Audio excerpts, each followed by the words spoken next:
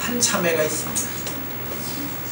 이 자매는 솔직하면서도 다른 사람들의 영혼에 대해서 깊은 관심을 가지고 있습니다. 왜냐하면 본인이 많은 어려움을 겪었고 그 어려움 가운데 하나님의 은혜를 통하여서 그가 회복하고 이겨냈던 경험이 있습니다. 그래서 내가 어떻게 하면 다른 사람들을 도울 수 있을까? 늘 이 마음을 품고 고민했습니다. 그런데 돕고 싶고 그 영혼을 회복시키고 싶은데 자기에게는 외적인 자격이라는 게 없었어요. 예를 들어 뭐 상담사라든가 아니면 이런 것들을 공부했거나 이런 게 없어요. 그럼 어떻게 내가 다른 사람을 도와야 될까? 그래서 여러 사람에게 물어봤어요. 근데 어떤 사람은 그러면 대학교에 심리학과를 가라. 그래서 대학원을 졸업하고 네가 이렇게 공부를 해가지고 사람들을 도우면 되겠다. 어떤 사람은 이렇게 해라. 여러 가지 방법들을 가르쳐줬어요. 근데 그 방법을 들으면서 더 갈등을 느끼게 됐어요. 왜 그러냐면 내가 뭔가를 좀 더 배우고 자격을 갖추고 난 다음에 남을 돕는 것이 옳은지 아니면 현재의 나를 포기하고 지금 다른 사람을 돕는 것인지 돕는 게 옳은 것인지 판단이 잘 서질 않았어요. 여러분 같으면 어떻게 하시겠습니까? 좀 더 배우고 익힌 다음에 하시겠습니까? 아니면 그냥 자격은 필요 없고 지금 당장 시작하시겠습니까? 신앙 안에 살다 보면 이런 갈등을 우리가 느낄 수가 있어요. 내가 먼저 무엇인가를 배우고 성취하는 것이 우선인지 아니면 자신을 죽여서 남을 세우는 것이 우선인지 내 일에 전념하는 게 옳습니까? 남을 세우는 게 옳습니까? 네, 헷갈리시죠? 자, 이 당시 교회의 가장 큰 특징이 뭐냐면 지적인 경향이 굉장히 강했어요. 왜냐면 그때는 헬라 철학의 전성기였거든요. 그래서 사람들은 신앙도 어떻게 생각했냐면 신앙은 무엇인가를 배우는 것이라고 생각을 했어요. 왜냐하면 내가 뭔가를 배우고 많은 지식을 가지고 있어야 남을 가르치거나 지도하거나 남을 이끌 수 있다는 겁니다. 그러니까 교인들이 교회 오면 뭐만 했냐면 전부 다 배우려고만 했지 누구 하나 실제로 나서서 남을 사랑하고 돕고 그를 위해 희생하는 자는 아무도 없더라는 거예요. 그래서 오늘 사도 요한이 이 말씀을 하는 거예요. 그들을 향해서 7절에 보면 사랑하는 자들아 뭐 하자고요? 우리가 서로 사랑하자. 이 얘기는 사랑한다는 건 다 알고 있다는 거예요. 그런데 아무도 먼저 나서서 사랑하려고 하는 자가 아무도 없다는 겁니다. 왜 그럴까요? 그 이유가 뭘까요? 아마 이런 겁니다. 나는 아직 아는 게 없어서 못합니다. 나는 아직 믿은 지 얼마 안 돼서 잘 몰라요. 나는 아직 내 문제도 해결하지 못하는데 어떻게 남을 사랑하고 돕겠습니까? 나는 뭔가 지금 이루어야 될 것이 있는데 그것이 더 지금 중요해요. 전부 다 뭔가 새로운 걸 배우고 써먹는데 바빴지 남을 위해서 무엇인가를 희생하는 사람은 아무도 없더라는 겁니다. 그들에 대해서 요한이 하는 얘기가 우리가 서로 사랑하자는 거예요. 이 말은 더 이상 머뭇거리거나 남의 눈치 보지 말고 지금 당장 서로 사랑하자는 겁니다. 그 이유가 무엇이냐면 성경은 이렇게 말씀해요. 사랑은 누구에게 속한 거라고요? 하나님께 속한 것이기 때문이라는 겁니다. 여러분 사랑은 우리의 것 아닙니다. 사랑은 모두가 하나님의 것이고 하나님으로부터 우리에게 주어지는 거예요. 8절 말씀 끝을 보면 이는 하나님은 사랑이십니다. 자, 하나님을 한마디로 표현하면 뭐예요? 사랑입니다. 우리가 다른 사람 사랑한다면 그거는 이미 우리의 사랑이 아니에요. 단지 하나님이 나에게 주었던 그 사랑이 나를 통하여 다른 사람에게 흘러가는 거지, 나에게 무슨 자격이 있고 능력이 있고 힘이 있어서 다른 사람을 사랑하는 게 아니라는 거예요. 여러분, 우리는 사랑의 통로일 뿐입니다. 모든 것은 누구로부터 와요? 하나님으로부터. 우리가 누군가를 사랑하려고 할 때 그런 마음을 주시는 분이 누구예요? 하나님이죠. 예수님이죠. 그리고 사랑할 수 있는 마음만이 아니라 실제적으로 사랑할 수 있는 능력을 주시는 분도 누구냐면 예수님입니다. 끝까지 나아갈 수 있도록 물질적인 능력도 공급해 주시는 분이 누구냐면 예수님이라는 겁니다. 그래서 무엇인가 있기 때문에 남을 사랑할 수 있다는 것, 여러분, 새빨간 거짓말이에요. 우리는 아무것도 없어요. 다 통로일 수밖에 없어요. 그러므로 이 말을 뒤집어 얘기하면 아무것 없어도 뭐 할 수 있다고요? 사랑할 수 있다고요. 나에게 자격이 갖추어 있지 않아도 사랑할 수 있어. 내가 아직 뭔가 모르고 전혀 연약해도 내 힘으로 하는 거 아니니까 얼마든지 사랑할 수 있다는 겁니다. 왜요? 나는 하나님의 사랑의 통로이기 때문이라는 겁니다. 여러분, 집에 가면 부엌이나 화장실 가면 뭐 있어요? 수도꼭지 있잖아요. 수도관 있잖아요. 관 자체가 물을 만들어내는 겁니까? 아니죠. 그거는 뭐예요? 그냥 빈 그 관밖에 안 돼요. 그러니까 그것만 갖고는 아무짝에도 쓸모가 없어요. 그런데 그 관이 물탱크에 연결이 되거나 아니면 수원지에 연결이 되면 꼭지만 틀면 뭐예요? 물이 한정없이 공급이 된다는 겁니다. 요한이 그런 얘기를 하는 거예요. 우리가 하나님의 사랑의 통로에 불과하기 때문에 우리가 사랑할 능력이 많지 않다는 것, 그건 중요하지 않다는 것. 왜냐하면 그건 누가 주는 거냐면 예수님이 우리 안에 공급해 주시는 것이기 때문에 그래요. 여러분, 가뭄이 돼가지고 이 비가 한 방울도 안 오면 여러분, 논 같은 데는 어떻게 돼요? 물이 공급이 안 되면 다 반짝반짝 마르고 가물어 버리잖아요.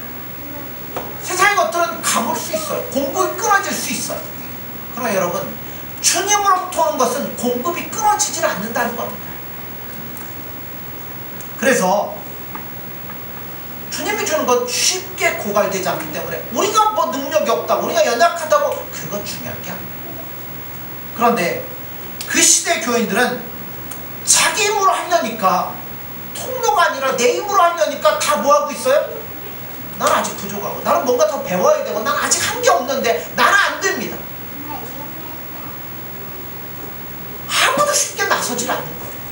그래서 사도 요한이 그들에게 뭐라고 한다고요? 한마디로 시끄러. 그리고 뭐라 그래요? 사랑합시다. 많이 가졌기 때문에 사랑한다는 건 다 거짓말이에요. 우리는 가진 것 없어도 얼마든지 사랑할 수 있습니다. 그 이유는 모든 건 예수님으로부터 우리 안에 공급이 되기 때문이라는 것. 자, 그럼 한번 얘기해 볼까요? 여러분, 사랑은 뭐죠? 사랑이 뭐죠? 어떤 게 사랑이죠? 사랑을 정의하면 세상 노래는 뭐 눈물의 씨앗이라고 뭐 그런 얘기도 하는데, 우리는 흔히 어떤 것을 사랑이라고 하냐면 상대방에게 관심을 가지고 호감을 가지는 것을 사랑이라고 얘기를 합니다. 쉽게 말해서 좋아하는 거죠. 남자와 여자가 좋아하는 건 좋습니다. 그건 좋은 거죠. 하나님이 그렇게 하라고 만들어주셨으니까. 그런데 오늘 사도 요한이 서로 사랑하자고 말하는 것은 그런 사랑을 이야기하는 게 아니에요. 또 사랑도 삐뚤어진 사랑도 있어요. 욕망, 내 안에 막 가두어두고 싶고 나만 소유하고 싶고 이런 삐뚤어진 그런 사랑도 있잖아요. 그런 사랑을 이야기하는 게 아닙니다. 성경이 말씀하는 사랑은 한마디로 얘기하면 예수님에 대한 이야기예요. 성경이 말하는 사랑은 순전히 자기 희생으로 다른 사람을 세우고 다른 사람을 일으키는 것을 사랑이라고 말합니다. 자기가 잘 될 수 있는 기회가 있는데 그걸 포기하고 다른 사람을 복되게 하고 아름답게 하고 온전하게 하는 것을 사랑이라고 합니다. 자, 10절 한번 볼까요? 사랑은 여기 있으니 우리가 하나님을 사랑하는 것이 아니요 하나님이 우리를 사랑하사 우리 죄를 속하기 위하여 화목제물로 그 아들을 보내셨습니다. 자, 하나님의 사랑은 소유하려는 사랑이 아니잖아요. 하나님의 사랑은 우리를 위하여 뭘 하신 거예요? 아들이신 예수님을 희생하고 포기하는 사랑이었습니다. 하나님에게는 예수님이 너무나도 필요합니다. 예수님이 없는 하나님은 상상할 수도 없었고요. 태초부터 하나님은 예수님과 함께 모든 것들을 해 오셨습니다. 앞으로도 더 많은 일을 하실 거라는 거죠. 그런데 그렇게 하시지 않고 하나님은 뭐 하셨어요? 그 아들을 이 땅에 내려보내시고 십자가에서 우리의 죄를 위하여 죽도록 희생을 시키셨습니다. 뭘 하려고요? 우리를 죄에서 건져내시고 살리시는 거예요. 그러니까 사랑은 뭐예요? 말로만 하는 게 아니에요. 사랑은 반드시 무엇인가를 손해보고 다른 사람을 복되게 하였는가 하는 것들을 생각해 봐야 된다는 거예요. 여러분, 예수님 사랑하는 것도 마찬가지예요. 여러분, 내가 예수님 사랑하면 내가 무엇인가를 희생하고 예수님을 사랑했나를 한번 봐야 된다는 거죠. 나는 예수님을 사랑하기 위해서 뭔가를 희생했다. 나는 뭔가를 내려놨다. 나는 뭔가를 포기했다. 자, 남편이 아내를 사랑한다고 할 때 단순히 자기 아내가 예쁘고 성품이 고우니까 좋아한다는 거예요. 그게 아니라 내가 아내를 사랑한다면 내가 그 아내를 위해서 뭔가를 희생했나를 봐야 된다는 거예요. 부모가 자식을 사랑하는 것도 마찬가지죠. 이거 말로 할 필요도 없죠. 여러분 맨날 하시잖아요. 자녀들 위해서 여러분들 얼마나 많이 희생하시며 헌신하십니까? 바로 그게 사랑이라는 거죠. 그런데 어떤 분은 자식을 화초같이 키운다고 그래요. 말로는 화초같이 키우기가 좋은 것 같아요. 근데 화초 키울 때 여러분 뭐 희생하신 것 있습니까? 시간 나면 뭐예요?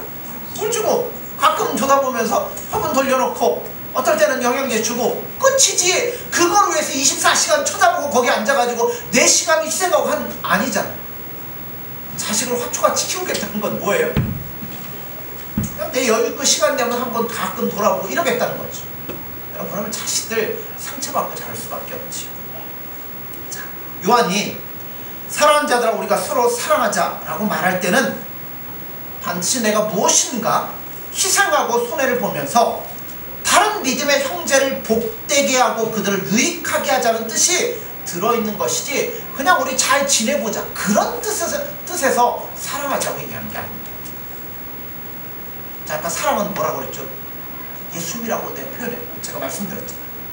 하나님께서 자기가 사랑하는 아들을 희생시켜서 우리를 사랑하신 것처럼 자기가 가장 귀하고 아까운 것을 포기해서라도 다른 성도들 유익하게 하고 복되게 하는 것이 사랑하는 겁니다. 그런데 이 당시 교회는 이게 없었던 것 같아요. 전부 다른 사람에게 밀었어요. 은혜 받고 도움 받는 것은 서로 하려고 앞장서는데 자기가 손해보고 유익이 되지 않는 것은 아무도 하려고 서로 나서지를 않았다는 겁니다. 요한이 서로 사랑하자는 거예요. 왜 그러냐면 사랑은 누구 것이라고요? 하나님의 것인데 왜 자기 것 마냥 인색하게 그렇게 하고 있냐는 거예요. 그래서 다른 거 요구하는 것도 아니잖아요. 네 거 갖고 하는 것도 아니고 단지 사랑의 통로만 되면 되는데 왜 이것조차도 안 하려고 하느냐고 요한은 책망을 하고 있습니다. 자, 7절 8절을 보시죠. 사랑하는 자들아 우리가 서로 사랑하자. 사랑은 하나님께 속한 것이니 사랑하는 자마다 하나님으로부터 나서 하나님을 알고 사랑하지 아니하는 자는 하나님을 알지 못하나니 이는 하나님은 사랑이십니다. 자, 하나님께로부터 난 자. 한마디로 얘기하면 거듭난 자죠. 거듭난 자의 특징이 뭐죠?